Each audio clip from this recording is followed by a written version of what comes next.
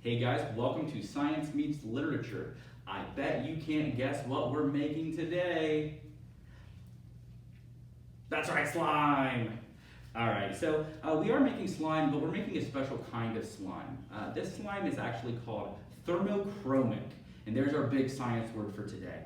Thermochromic just means that something changes color when it reacts with certain temperatures. So we have this sort of lavender, light purple colored slime. Well, when we introduce a cold temperature to it, it will begin to darken.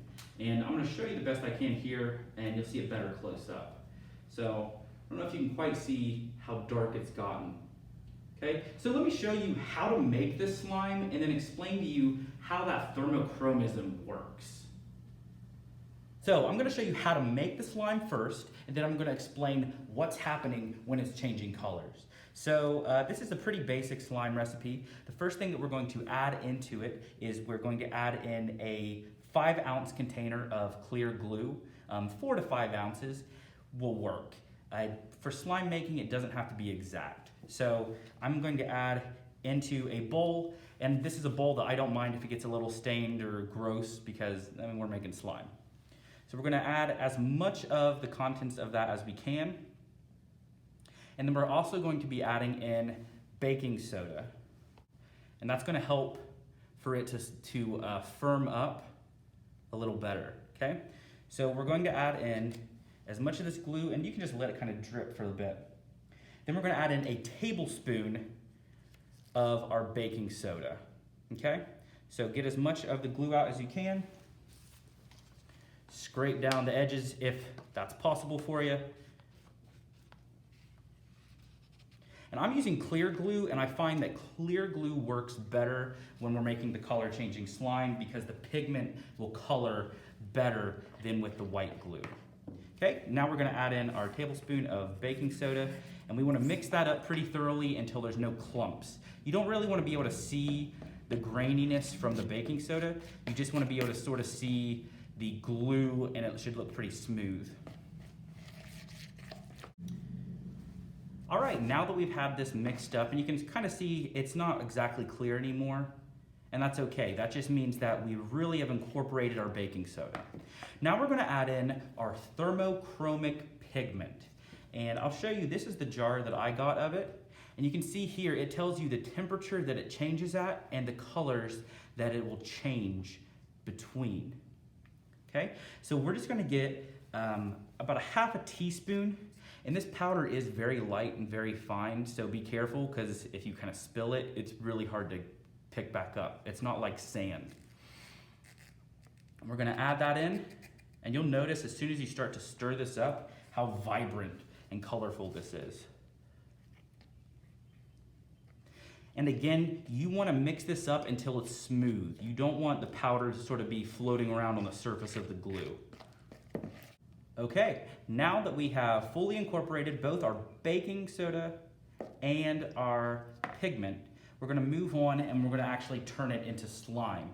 So how we do that is we're going to add in some saline solution, or sometimes it's just called like contact solution. And you want to add in a couple of teaspoons, but add them in one at a time, because sometimes your slime will firm up and you won't need as much. So start off with a teaspoon, and as soon as this touches the slime, you're going to see that it will immediately cause it to start to form into that familiar slime texture.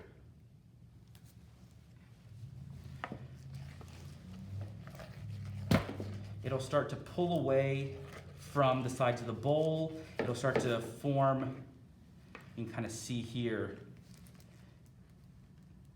more of what we think of when we think of slime. Now, if you were to touch this at this point, it would be very sticky.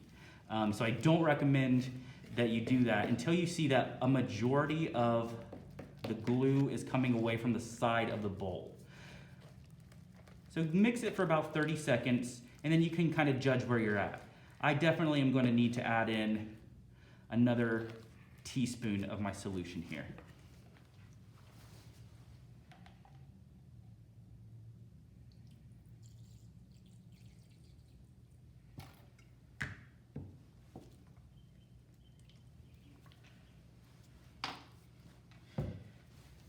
Mix this in for about another 30 seconds, and then it's time to get hands-on, because the best way to get your slime to the consistency that you want it and to stop it from being so sticky and tacky is you actually have to work it with your hands.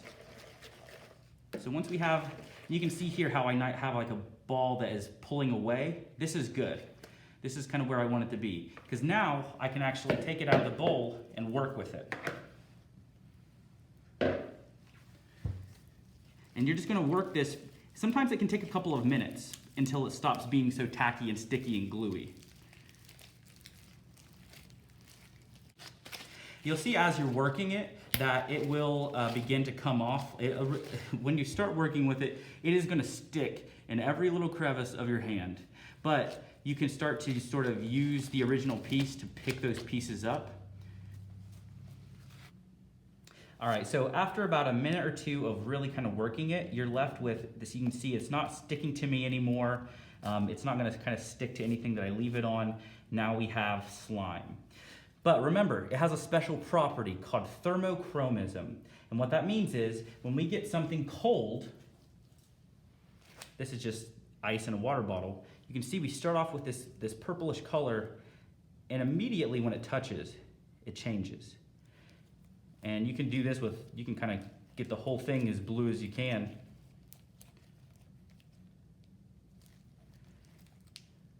You can see that color change. And then immediately as it begins to warm up, it's going to change back into that purplish color.